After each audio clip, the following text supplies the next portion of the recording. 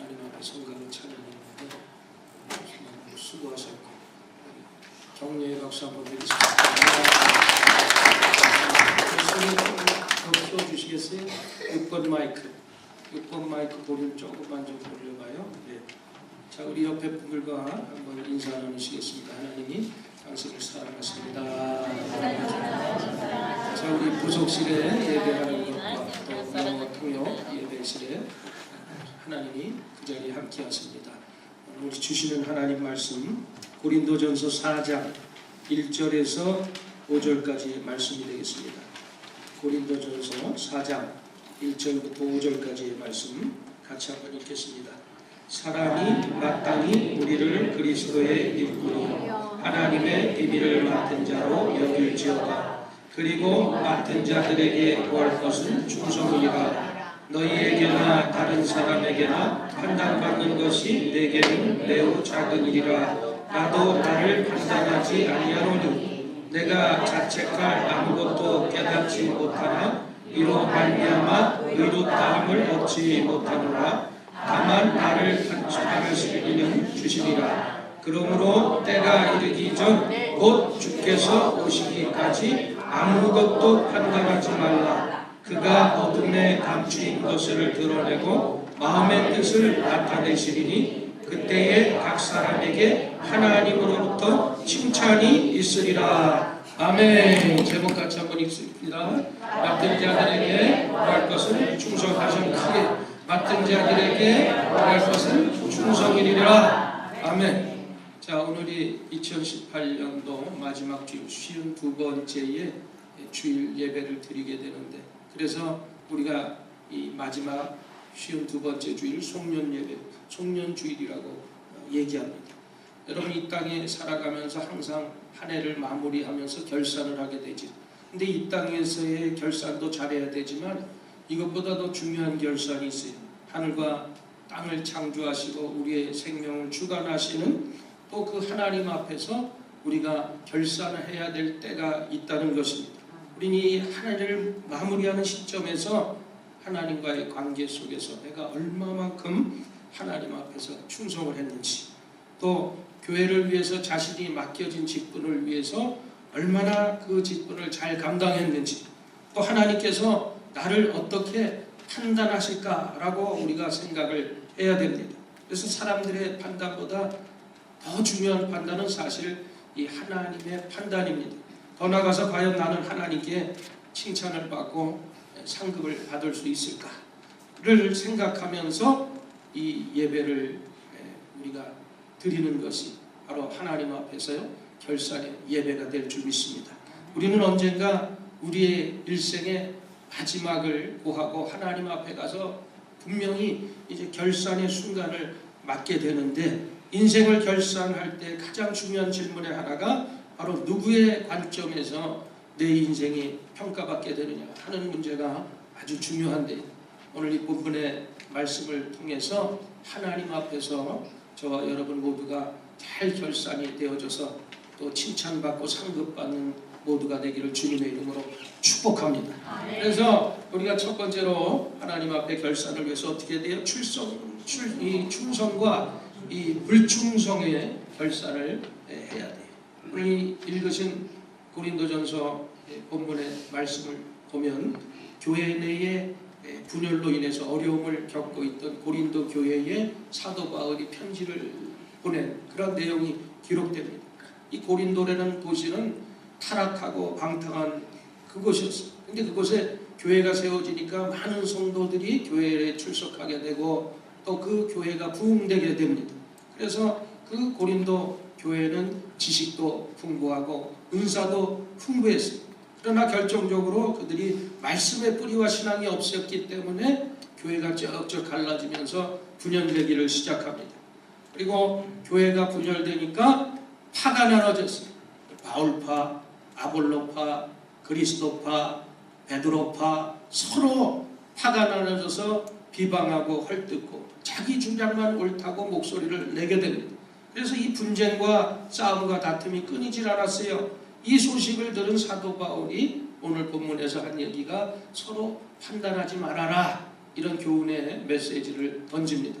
오늘 본문 1절 말씀을 우리 한번 보십시다. 사람이 마땅히 우리를 그리스도의 일꾼이요 하나님의 비밀을 맡은 자로 여길지어다. 이렇게 말씀하고 있습니다. 이 땅에 살면서 하나님 앞에 직분을 맡았고 사명을 맡았기 때문에 그리스도를 위해서, 하나님을 위해서 일꾼으로서의 삶을 우리가 살아야 되는 것입니다. 명예권세나 그 밖에 자기를 내세우는 어떤 것 때문에 분쟁하고 다투고 싸우면 안 된다는 거예요. 이 하나님의 비밀을 맡은 자로 하나님의 복음을 전파하고 하나님의 나라가 확장되는데 앞장서라는 그러한 말씀을 하고 있어요. 그러면 하나님의 일꾼은 하나님 앞에 판단을 받아야 되고 하나님 앞에서 결산을 해야 된다는 것입니다. 그리고 2절 말씀에 계속 뭐라고 그랬어요? 그리고 맡은 자들에게 구할 것은 충성이니라 그랬어요. 여기서 이 맡은 자라는 말, 바로 청지기의 직분을 말씀합니다. 주인으로부터 일을 맡은 청지기, 관리인, 집사들, 우리 스튜어드, 바로 이 주인의 재산과 소유물을 관장하는 사람을 맡은 자라고 얘기하고 있어요. 그러면 누가 과연 우리의 주인이십니까? 온 우주와 생명이 주인이시고 생사화복을 다스리시는 그분, 하나님이 우리의 주인이 되시는 것입니다. 그래서 우리는 하나님 앞에서 일을 맡았기 때문에 그 맡은 일에 대해서 충성을 다해야 되는 거예요. 여러분, 이 충성이라는 단어 원어의 뜻을 한번 보십시다. 헬라어에 피스토스라는 단어가 있어요. 한번 쳐봐요. 자, 피스토스라는 이 단어가 있는데 이 뜻은 신실하다, 진실되다, 믿을만하다, 이런 뜻을 가지고 있어요. 근데 이 피스토스라는 말은 믿음이라는 어원과 똑같은 어원을 가지고 있어요. 그래서 하나님 앞에 믿음을 가지고 나가는 것이 충성하는 것입니다. 내가 과연 주인에게 성실하게 충성해서 신실한 종으로 칭찬을 받겠는가 하는 것을 우리는 늘 생각해야 되는 것입니다. 충성이라는 그 글자 그대로 보면 목숨을 걸고 우리가 최선을 다하는 것이 충성이. 그래서 충성에는 여러 종류가 있죠. 시간의 충성도 있을 거예요. 또 물질의 충성도 있을 것이고 몸으로 하는 충성도 있을 것입니다. 그러나 그 어떠한 충성을 하도 여러분 최선을 다해서 하시기를 바랍니다. 그래서 잠언서 28장 20절에 충성하는 자가 복이 많다고 그랬어요. 같이 한번 읽어봅니다. 충성된 자는 복이 많아도 속히 구하고자 하는 자는 형벌을 면치 못하리라. 우리가 충성하면 그 결과가 축복이 주어진다고 말씀합니다. 충성하는 자에게는 보람이 있고 충성하는 사람에게는 삶의 의미가 있습니다. 그래서 예수님께서도 마태복음 25장에 있는 말씀을 보니까 달란트의 비유를 통해서 이 충성에 대해서 설명하고 있습니다. 한 주인이 종들에게 달란트를 맡겨놓고 먼 여행을 떠나잖아요. 그래서 1달란트, 2달란트, 5달란트를 맡기고 이제 먼 여행을 마치고 돌아왔습니다. 5달란트 맡긴 종은 열심히 일해서 그 이익을 배나 증거합니다. 그래서 그 종을 향해서 얘기를 합니다. 착하고 충성된 종아, 내가 작은 일에 충성했으니 내가 많은 것으로 내게 맡기리라. 주인의 즐거움에 참여할지리라. 그리고 그를 축복하고, 그러나 1달란트 받은 그 사람은 1달란트를 그대로 땅에 묻었어요. 그리고 그가 주인으로부터 책망을 받습니다. 악하고 게으른 종아, 나는 심지 않은 데서 거두고 해치지 않은 데서 모으는 줄로 내가 알았느냐. 1달란트를 뺏어서 오히려 10달란트 소유한 그 사람에게 얹어줍니다. 여러분, 하나님께서는 일하는 자에게 더 주시고 충성된 자에게 풍족하게 해주시는 좋으신 하나님인 것을 믿으시기를 바랍니다. 그래서 우리는 충성을 해야 돼요. 충성이라는 단어를 항상 생각해야 돼요. 공부를 하는 학생들은 공부하는 것에 충성하면 원하는 곳에 또 원하는 대학에 진학할 수도 있고 또 원하는 성적을 얻을 수가 있습니다. 직장에서도 열심히 일하는 것을 충성하면 사람들로부터 인정을 받고 직장의 상사들로부터 인정을 받아서 승진의 기회도 얻는 거예요. 정치하는 사람들은 나라에 충성해서 정치를 하면 국민의 지지를 받고 다음에도 이제 쓰임받게 되는 것입니다. 여러분, 매사에 충성된 삶을 살아가는 사람에게는 이 건강도 허락해 주신다고 그랬죠. 실제적으로 미국의 텍사스 대학교의 행동과학연구소의 벤저민 아믹 박사라는 분이 일과 건강에 대해서 조사를 했어요. 그래서 평소에 수동적이고 또 게으른 사람, 또 평소에 능동적이고 적극적으로 부지런하게 일하는 사람과의 그 수명을 쭉 조사해 봤더니 결과는 평소에 이 능동적으로 또 부지런하고 열심히 일하는 사람이 게으른 사람 또 수동적으로 일하는 사람보다 10년을 더 산다는 통계가 나왔습니다. 이 게으른 사람은 일찍 죽는데요. 게으른 사람은 더 오래 살 것 같지만 그렇지 않습니다. 여러분 장수하시기를 원하십니까? 부지런히 사세요. 열심히 사세요. 여러분 게으른 사람 일찍 간대요. 여러분 그래서 한 해를 돌아보면서 내가 하나님 앞에 얼마만큼 충성했는가, 정말 예배에 내가 정말 충성했는지, 52번의 이 주일을 빼먹지는 않았는지, 하나님 앞에 맡은 직분에 내가 충성을 다했는지, 내가 받은 은혜에 대해서 그 받은 은혜만 나만 은혜 받고 끝났는지, 그 받은 은혜를 가지고 나가서 믿지 않는 사람들에게 전하고 전도함으로 충성을 했는지 여러분 스스로가 반문해 보시기를 바랍니다. 이제 2019년 새해에는 여러분 절대로 이 주일 성수, 주일을 거룩하게 지키시고 예배 빠지지 않고 여러분 기도도 열심히 하시기를 바랍니다. 하나님 앞에 약속한 것, 드리지 못한 것 있으면 여러분 도적질한 것 있으면 하나님 앞에 또 다 드리시기를 바랍니다. 그리고 전도하지 못한 것 있으면 열심히 전도해서 새해는 하나님이 각절의 축복을 받는 여러분 다 되기를 주님의 이름으로 간절히 축원을 드립니다. 그 다음에 우리가 하나님 앞에 결산해서 제일 중요한 것은 남을 판단하고 비판하지 말라는 거예요. 이 본문 3절 4절 말씀 같이 한번 읽어보십시다. 너희에게나 다른 사람에게나 판단받는 것이 내게는 매우 작은 일이라도 나도 나를 판단하지 않으니 4절 내가 자책할 아무것도 깨닫지 못하나 그러나 이를 인하여 의롭다함을 얻지 못하노라. 다만 나를 판단하시는 이는 주시니라. 이 사람들에게는 다른 사람이 나를 어떻게 생각하느냐는 것이 중요한 관심거리입니다. 그러나 그것보다 더 중요한 것은 내가 내 자신을 어떻게 판단하느냐, 그것이 바로 각자의 양심이라는 것입니다. 그래서 공부하는 학생들은요 누구보다도 자기 자신에 대해서 알아요. 성적에 대해서 잘 알고 있습니다. 또 사업을 하는 사람들도 누구보다 자신의 성공 여부에 대해서 잘 압니다. 내가 내 자신을 알기 때문에. 그런데 다른 사람이 나에 대해서 판단하는 것도 중요하고 스스로 자신에 대해서 판단하는 것도 중요한데 그보다 가장 중요한 것이 있어요. 바로 하나님이 판단하시는 것입니다. 그것이 가장 중요한 최후의 판단이 되는 것입니다. 그래서 예수님께서도 마태복음 7장 1절 2절 말씀에 이런 말씀을 하셨죠. 같이 한번 읽어보십시오. 비판을 받지 아니하려거든 비판하지 말라. 너희의 비판하는 그 비판으로 너희가 비판을 받을 것이요 너희의 헤아리는 그 헤아림으로 너희가 헤아림을 받을 것이니라. 아멘. 오늘날 사람들은 자기 자신의 모습에 대해서 생각하지 않잖아. 그리고 항상 상대방에 대해서 비판하고 비방하려고 합니다. 다른 사람을 비판하면 그만큼 자기 자신도 비판을 받게 돼 있습니다. 그러므로 다른 사람을 비판하는 것에 너무 집중하지 말아라. 이런 교훈의 말씀이에요. 여러분 이 탈무드에 이런 유명한 이야기가 있죠. 한 사람이 훌륭한 랍비에게 어떤 사람이 지혜를 배우기 위해서 찾아갔어요. 그런데 랍비가 먼저 그 지혜를 배우러 온 사람에게 질문을 합니다. 두 사람이 굴뚝 청소를 했는데 한 사람이 나온인데 얼굴이 시커매져서 나왔고 다른 한 사람은 얼굴이 깨끗해서 나왔다.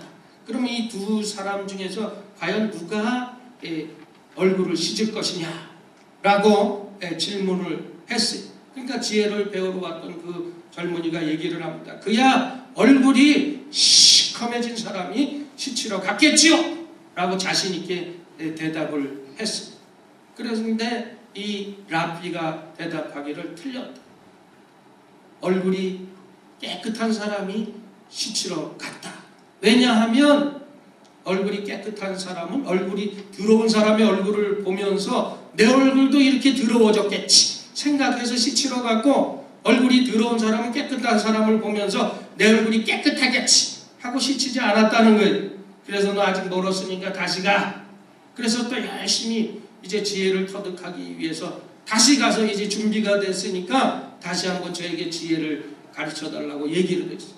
그런데 그 랍비가 다시 질문을 하는데 똑같은 질문을 합니다. 그러니까 답을 알잖아요. 깨끗한 사람이 씻으러 갔습니다. 대답을 했더니 또 틀렸다고 그러는 거예요. 왜냐하면 얼굴이 시커매진 사람은 열심히 일하고 땀 흘려서 얼굴이 시커매졌기 때문에 그것을 알고 자기가 가서 먼저 씻었다는 거예요. 그러니까 이것도 아니고 저것도 아니고 그래서 아직도 멀었다고 돌려버렸어요. 여러분, 그래서 자신의 생각과 기준으로 판단하는 것 우리가 생각하지 말아야 된다는 교훈을 준 것입니다. 우리가 너무나 쉽게 속단해서는 안 되는 것입니다. 우리 주변을 보면 성공한 사람이 있는가 하면 실패한 사람도 있어요. 근데 되게 실패하는 사람들을 보면 다른 사람들을 비판하기 좋아하고 다른 사람들을 잘 되는 것을 시기합니다. 반면에 성공하는 사람들을 보면 다른 사람 칭찬하고 잘 되는 것을 보고 배울 것을 찾고 겸손한 마음을 가진 사람들, 이런 사람들은 사업에서도 성공하고 인생에서도 행복한 삶을 살아갈 수가 있는 것입니다. 대개 보면요, 이 건강치 못한 사람들, 이 마음이 심약한 사람들, 신경과민증에 걸린 사람들, 병으로 고생하는 사람들 보면 대개 평소에 다른 사람들을 많이 비판하는 사람들, 다른 사람들에 대해서 얘기할 시간이 어디 있어요?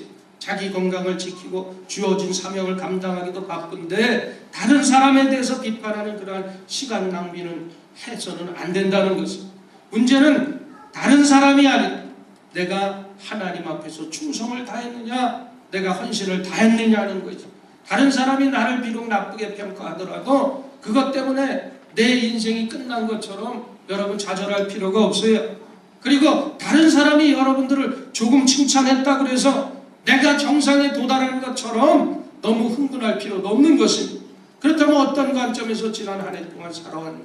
우리의 삶을 평가받아야 되느냐? 본문에서 보니까 주님께서 강조하시고 사도 바울이 강조한 가장 핵심은 바로 하나님의 관점, 주님의 관점으로 내 인생을 평가하고 결산하라는 그러한 말씀인 것입니다.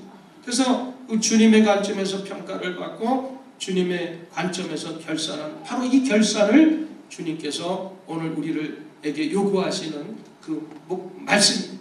그리고 이 4절 말씀의 맨 끝에 뭐라고 그랬어요? 다만 나를 판단하실 있는 누구라고 했어요? 주시니라. 아멘. 여러분, 하나님 앞에 좋은 판단받기를 주님의 이름으로 축복합니다. 그 다음에 마지막으로 우리가 하나님 앞에서 결산할 때 하나님께로부터 칭찬과 상급을 받아야 돼. 5절 말씀 한번 같이 보십시오. 그러므로 내가 이르기 전 곧 주께서 오시기까지 아무것도 판단치 말라. 그가 어두움에 감추인 것들을 드러내고 마음의 뜻을 나타내시리니 그때에 각 사람에게 하나님께로부터 칭찬이 있으리라. 아멘. 주님께서 오시기 전에 아무것도 판단하지 말라. 지금은 판단할 때가 아니라고 말씀하십니다. 주님께서 오실 때는 어둠에 감춘 것을 드러내시고 마음의 뜻을 나타내신다. 주님 앞에 사람의 마음속에 있는 것이 모두 자연적으로 다 나타난대. 그리고 그때에 각 사람에게 하나님께서 칭찬하실 것이다. 오늘 이렇게 말씀하고 있어요. 근데 이 칭찬이라는 단어, 원어의 단어 헬라어 한번 보세요. 보면 에파이노스라는 단어가 있어요. 근데 이 상급이라는 뜻입니다. 하나님께 상급을 받는 것이 바로 칭찬이에요. 진정한 칭찬은 그래서 하나님께로 받는 것이고 하나님께서 상을 주시고 상급을 주시고 보상해 주시고 하나님께서 축복할 자를 축복하시고 칭찬할 자를 칭찬하시기 때문에 하나님 앞에서 우리는 결산을 잘하고 충성함을 통해서 하나님 앞에 축복을 받아야 될 줄 믿습니다. 이 고린도전서 3장 8절에요. 이 사도 바울이 이런 말을 했어요. 각각 자기가 일한 대로 자기의 상을 받으리라. 이 말이 뭐예요? 바로 심은 대로 거두고 행한 대로 갚으시는 하나님이 많이 심은 자에게는 많이 거두게 하시고 적게 심은 자에게는 적게 거두게 하신다는 말씀인 것입니다. 그래서 우리의 하는 일에는 반드시 보상이 있다는 것을 기억하고 여러분 게을리지 마시고 충성을 다하시고 열심히 일하셔서 큰 결실, 큰 열매 맺기를 주님의 이름으로 축복합니다. 오늘 주님께서 오시는 그때 주님께서 친히 평가하시고 판단하신다고 말씀하시면서 그날 각 사람에게 하나님께로부터 칭찬이 있으리라 이렇게 말씀하고 있습니다. 여기서 우리가 주님의 중요한 의도를 하나 깨달아야 돼요. 주님의 자녀들을 평가하고 판단하실 때 우리 주님께서는 의도적으로 우리 사람들을 처벌하려고 하시는 분이 아니에요. 오늘 주님께서는 우리에게 칭찬을 아끼지 아니하시는 좋으신 분인데 우리를 칭찬하고 격려하시기 위해 하시는 분이라는 사실인 것입니다. 요한복음 21장에 보면 예수님께서요 십자가에 죽으시고 또 돌아가셨을 때 제자들이 뿔뿔이 흩어지자 시몬 베드로도 자기의 사명을 다 떨쳐버리고 어디로 갔어요? 고기 잡으러 자기 업으로 다시 돌아갔어요. 그때 부활하신 예수님께서 베드로에게 나타나셨어요. 그러면서 뭐라고 얘기를 했어요? 요한의 아들 시몬아, 내가 나를 사랑하느냐? 그 시몬 베드로를 향해서 3번씩이나 사랑하느냐고 묻습니다. 그러면서 그 답은 내 양을 먹여라, 내 양을 먹여라, 내 양을 먹이라고 말씀하십니다. 이 3번씩이나 위로하고 격려하십니다. 주님이 우리를 판단할 때 주님의 마지막 의도는 바로 우리를 처벌하기 위함이 아니라 우리를 칭찬하시기 위함인 것입니다. 칭찬은 하는 사람도 받는 사람도 다 즐거운 거예요. 그리고 돈이나 물건으로 하지 않고 우리가 마음으로 입으로도 얼마든지 누구나 쉽게 할 수 있는 것이 칭찬인 것입니다. 올 한 해 여러분이 칭찬이 부족했다면 여러분들이 더욱더 칭찬을 많이 하면서 살아가게 되기를 주님의 이름으로 축복합니다. 오죽하면 식물들도 칭찬하면 더 결실한 열매를 맺는다고 그러잖아요. 미국의 캘리포니아 오렌지 농장 주인이 실질적으로 시험을 해봤대잖아요. 매일 아침 그 오렌지를 향해서 야, 너를 사랑한다, 참 이쁘다, 너 정말 잘 자라는구나, 정말 고맙다, 이렇게 아침에 그 오렌지 나무를 향해서 얘기를 했더니 칭찬을 들었더니 벌레도 먹지 아니하고 그 나무에 병도 들지 아니하고 더 당도 높은 결실하는 그런 오렌지를 생산했다는 결과가 나오죠. 여러분, 어느 교회에서 목사님이 설교가 평소보다 아주 길었어요. 그러니까 어떤 앞에 앉아있던 집사님이 얘기합니다. 웬 잔소리? 엿장수 엿가락 빼듯이 늘어지고 있구만. 오늘 목사님 시계도 안 차고 오셨나? 겉으로 얘기는 안 했지 속으로 이렇게 생각하는 집사님이 있었는데, 또 이쪽 편에 한 집사님은 이렇게 말하는, 아이고 더운 날 우리 목사님 힘드실 텐데 우리 양떼들을 사랑하셔서 한 말씀이라도 더 먹여주시려고 저렇게 말씀을 열심히 길게 전하시네. 얼마나 힘드실까? 네. 여러분, 이 두 집사님 중에서 누가 과연 편안한 인생을 사는 집사님 같아요? 진짜. 그게 무엇이 문제예요? 사건이 문제가 아니라 바로 내가 문제예요. 내가 다른 사람을 인정하고 칭찬하고 격려하면 먼저 내가 긍정적인 사람이 되어야 되는 것이에요. 네. 콘크리트 벽에 여러분 돌을 실컷 던져봐요. 그 돌이 튀어서 자기를 맞아요. 여러분 먼지덩이를 그냥 가지고 하늘에 여러분 머리 위로 날려봐요. 그 먼지가 어디로 쏟아지겠어요? 이 법칙은 인생사와 신앙생활에서도 그대로 적용이 되는 거예요. 우리는 다른 사람을 판단하는 것을 벗어나서 서로 위로하고 격려하고 칭찬하는 삶을 살아야 되는 것입니다.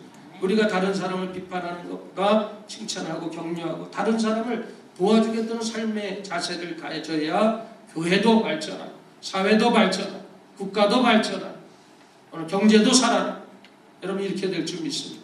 2018년도 보내는 한 해 혹시 아마 힘든 한 해였을지도 모르겠지만 한숨도 좌절도 이제는 점점 멀어져 가고 있어요. 이제 하루 남았어요. 하루. 아쉬움도 가슴 아팠던 일들도 모든 껍데기들도 저만큼 꼬리를 감추고 있습니다. 오로지 우리에게는 2019년이라고 하는 희망찬, 우리가 가슴 벅찬 그 새 해가 우리를 손짓하고 있는 것입니다. 주님 우리를 향해서 지금 이 시간에 여러분 채찍을 드시는 것이 아니라 주님께서 우리에게 말씀하시는 거예요. 그동안 한 해 동안 수고 많았다.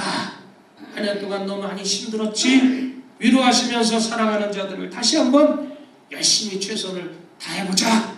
새해에는 우리가 더 열심히 일해보자. 이러면서 우리에게 격려하시는 그런 말씀인 것입니다. 하나님은 우리를 칭찬하고 싶어 하세요. 우리를 존귀케 하고 싶어 하십니다. 우리를 위로하고 우리를 격려케 하시고 싶어 하시는 것입니다.